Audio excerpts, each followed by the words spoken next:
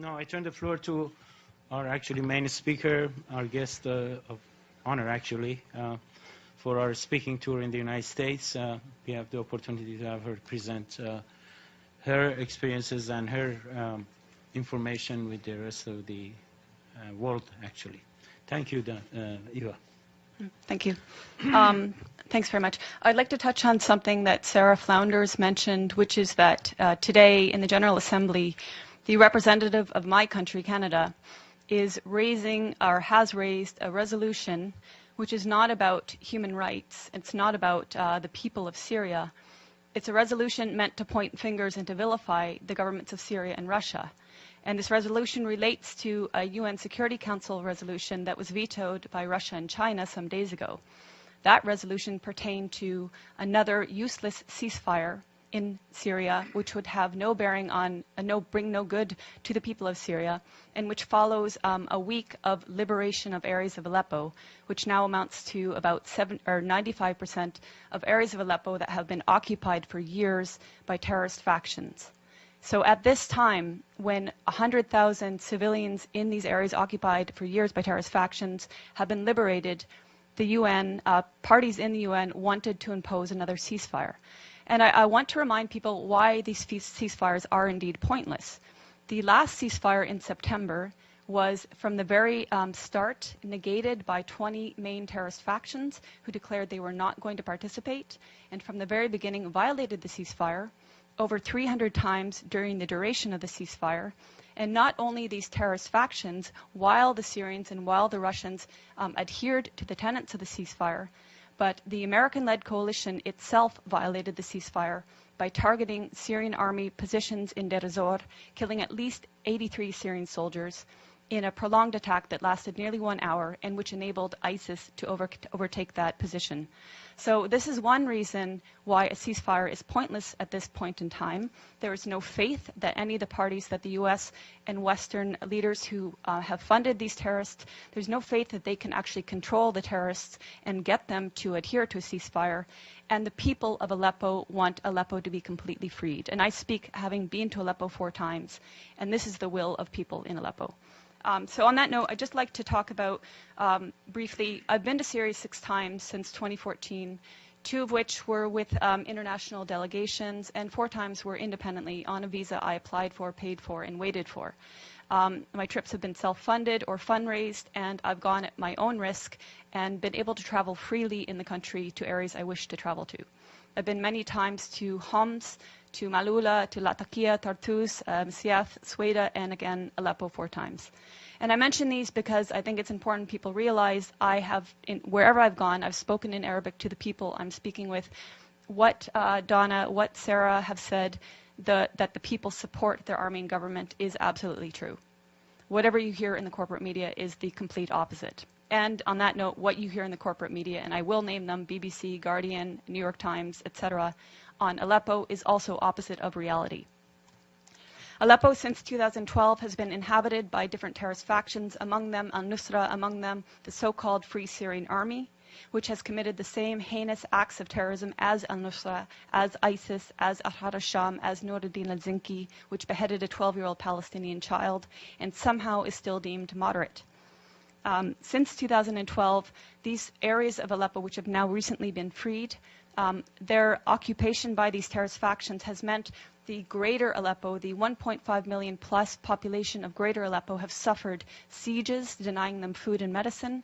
They've suffered for years a want of electricity and water, and they've suffered daily bombardment by these terrorists of mortars, of gas canister bombs, which are improvised and made locally, of water heater bombs, which are even more powerful and can level floors of entire buildings, of conventional weapons like Grad rockets supplied by the West, and etc.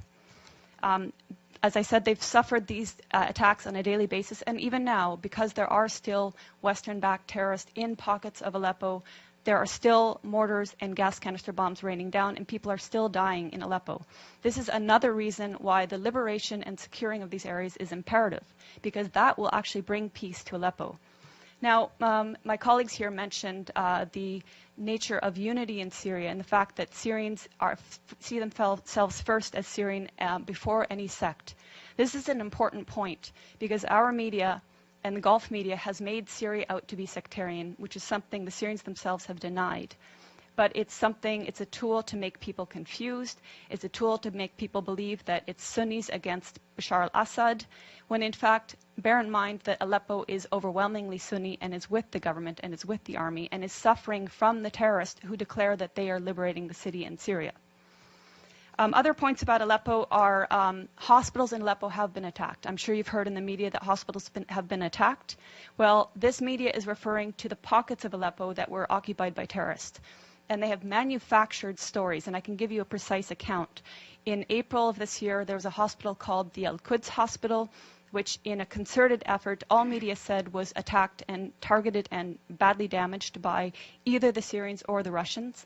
In fact, the Russians had satellite imagery showing that this hospital was in the same shape that it was in October 2015. No difference. Therefore, it was not attacked.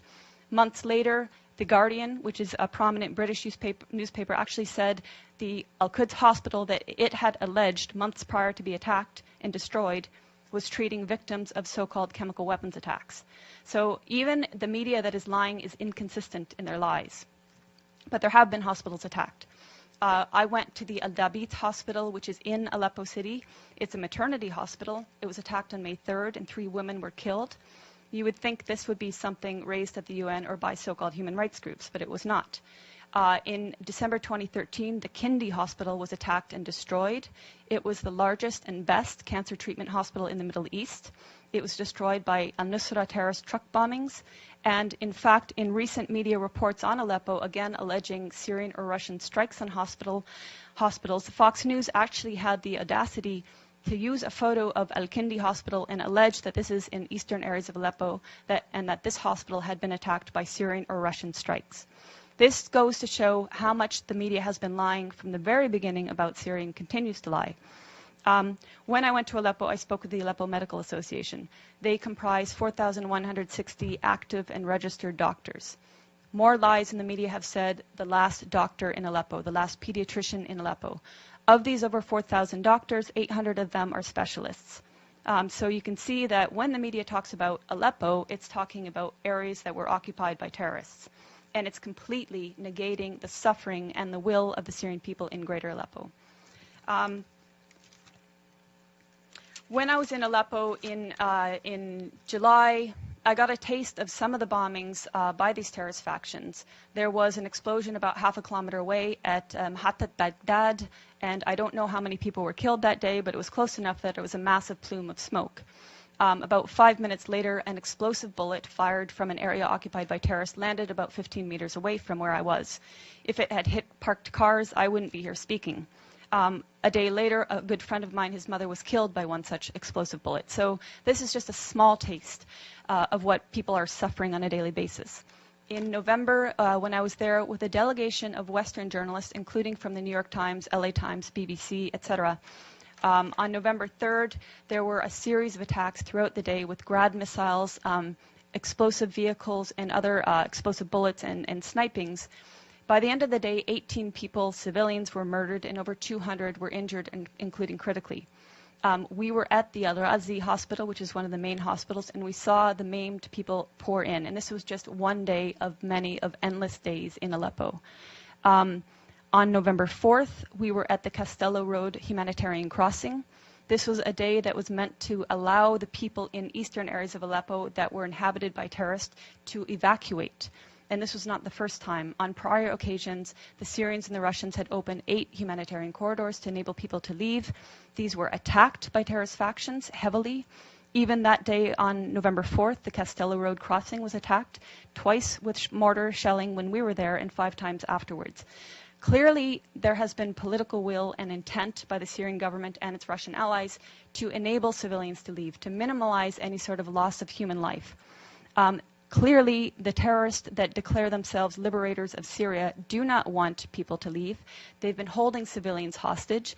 And if you're following reports that are not BBC and that are not New York Times, you will see countless testimonies of civilians, of the 100,000 civilians who've been liberated the last week, saying, thank God for the Syrian Arab army that liberated us.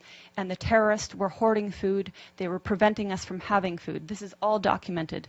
Also documented are that areas in these areas occupied by terrorists, including a school, were housing chemicals used to make chemical weapons.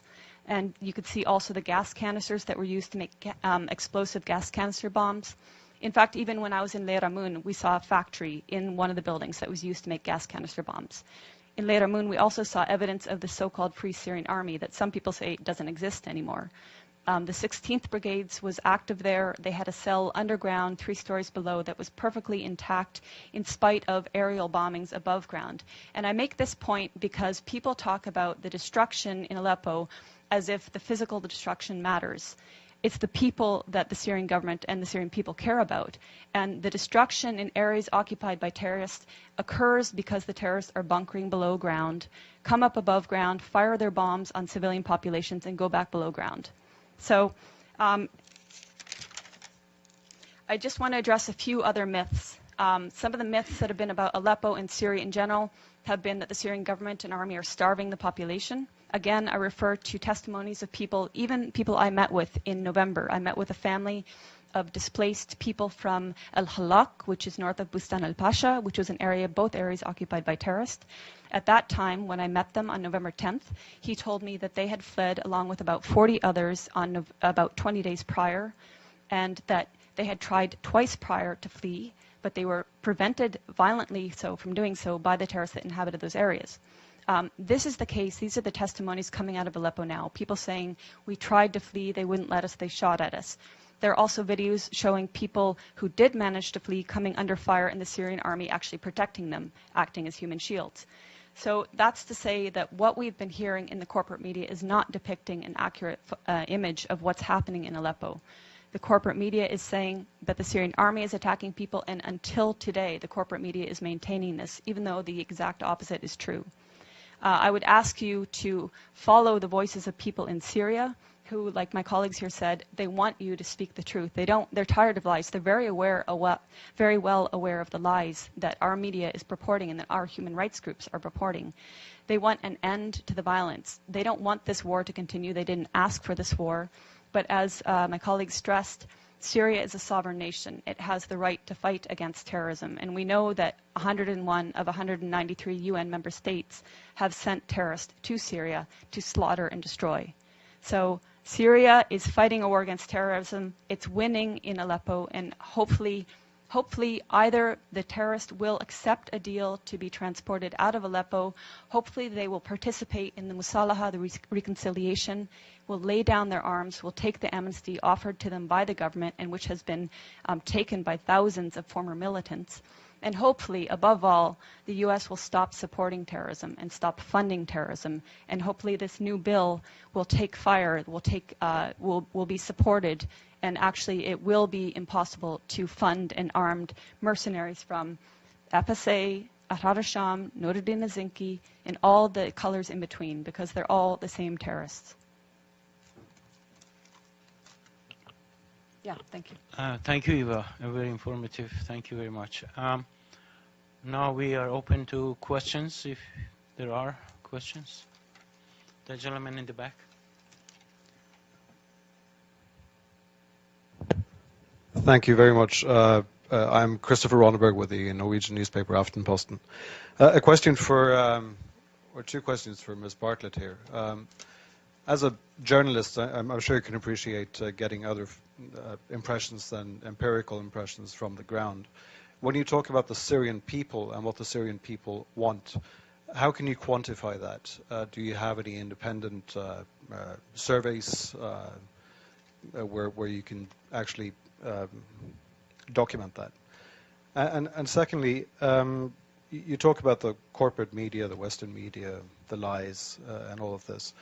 Could you explain what you think might be the agenda from us in the Western media, and why we should lie, why the international organizations on the ground should lie, why we shouldn't believe all these absolutely documentable facts that we see from the ground, these hospitals being bombed, these civilians who are talking about the atrocities that they have been experiencing.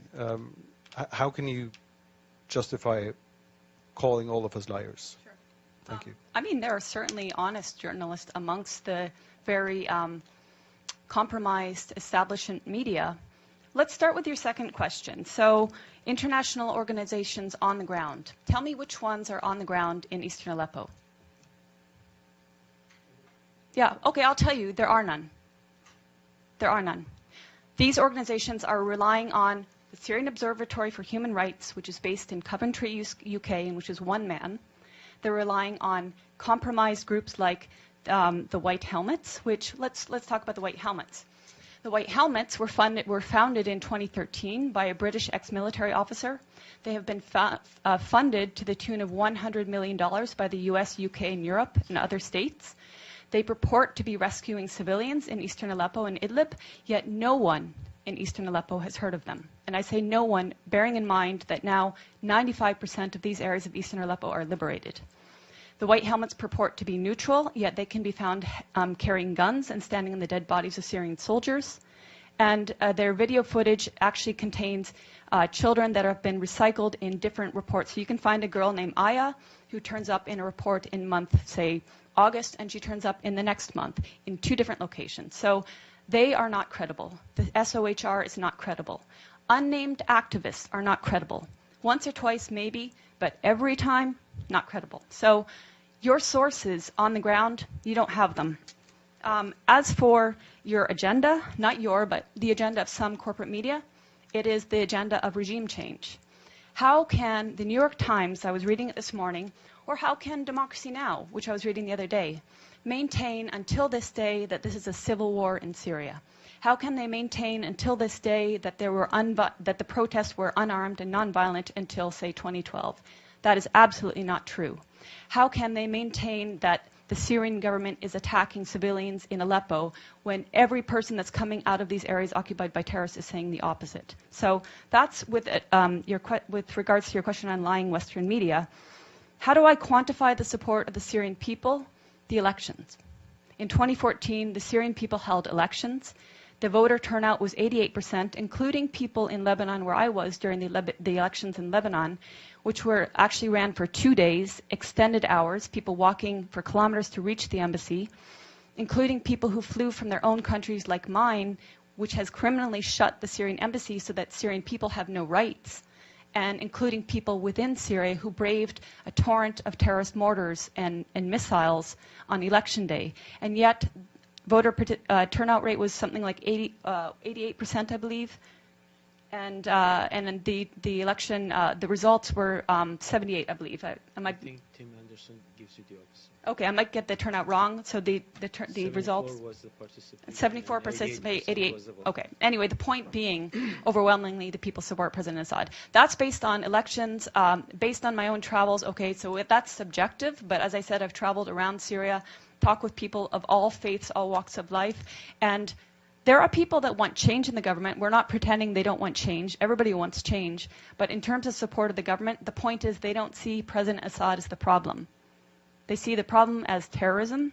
They see elements of problems in the system that they have there. But President Assad, they don't see as the problem. They actually overwhelmingly support him. So I'm basing it on their choice in their leader, and I'm basing it on my interactions with people in Syria and Lebanon. Okay, my name is Renzo Cianfanelli of RCS, Corriere della Sera group from Italy. I have been a few times, in the area. I have been covering wars for the last 20 years. It's true that the first victim of a war is truth.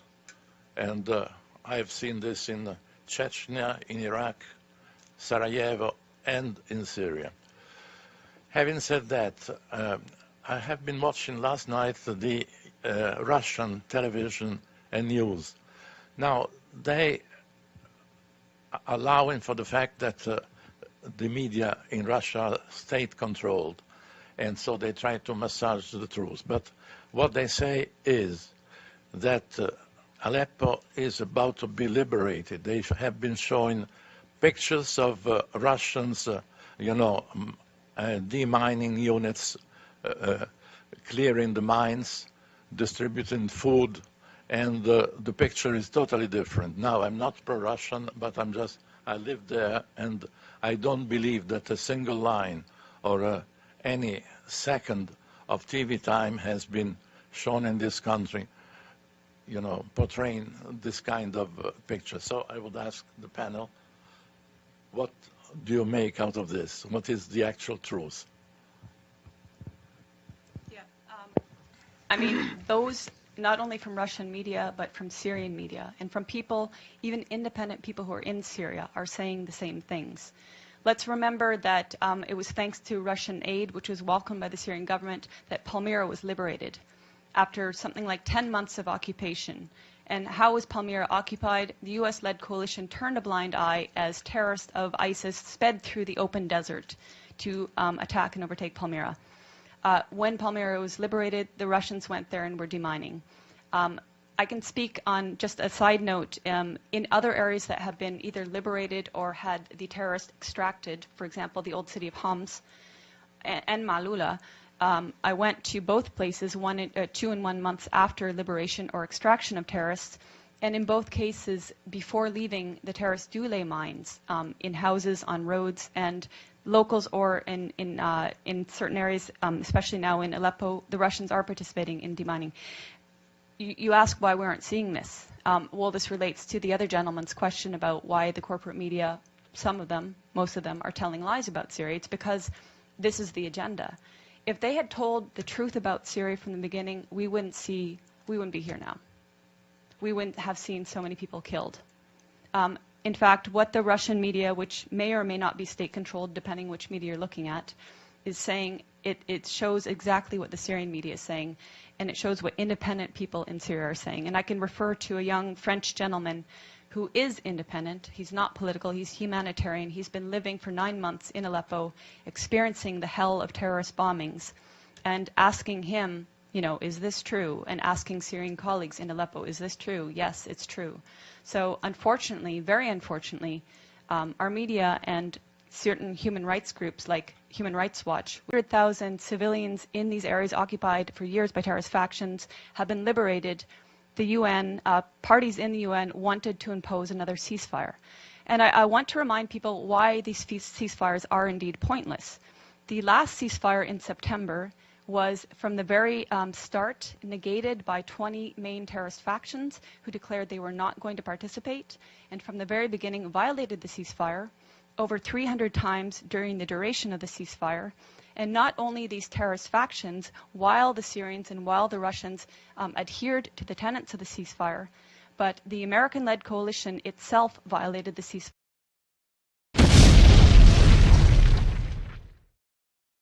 No, I turn the floor to our main speaker, our guest of honor for our speaking tour in the United States. We have the opportunity to have her present her experiences and her information with the rest of the world, Thank you, Eva. Thank you. Thanks very much. I'd like to touch on something that Sarah Flounders mentioned, which is that today in the General Assembly, the representative of my country, Canada, is raising or has raised a resolution. I've been to Syria 6 times since 2014, 2 of which were with international delegations, and 4 times were independently on a visa I applied for, paid for, and waited for. My trips have been self-funded or fundraised, and I've gone at my own risk and been able to travel freely in the country to areas I wish to travel to. I've been many times to Homs, to Malula, to Latakia, Tartus, Siath, Sweda, and again Aleppo 4 times. And I mention these because I think it's important people realize wherever I've gone, I've spoken in Arabic to the people I'm speaking with.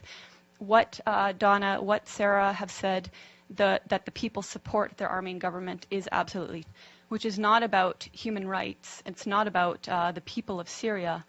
It's a resolution meant to point fingers and to vilify the governments of Syria and Russia. And this resolution relates to a UN Security Council resolution that was vetoed by Russia and China some days ago. That resolution pertained to another useless ceasefire in Syria, which would have no bearing on, bring no good to the people of Syria, and which follows a week of liberation of areas of Aleppo, which now amounts to about 95% of areas of Aleppo that have been occupied for years by terrorist factions. So at this time, when fire by targeting Syrian army positions in Deir ez-Zor, killing at least 83 Syrian soldiers, in a prolonged attack that lasted nearly 1 hour and which enabled ISIS to overtake that position. So this is one reason why a ceasefire is pointless at this point in time. There is no faith that any of the parties that the U.S. and Western leaders who have funded these terrorists, there's no faith that they can actually control the terrorists and get them to adhere to a ceasefire. And the people of Aleppo want Aleppo to be completely freed. And I speak having been to Aleppo 4 times, and this is the will of people in Aleppo. So on that note, I'd just like to talk about briefly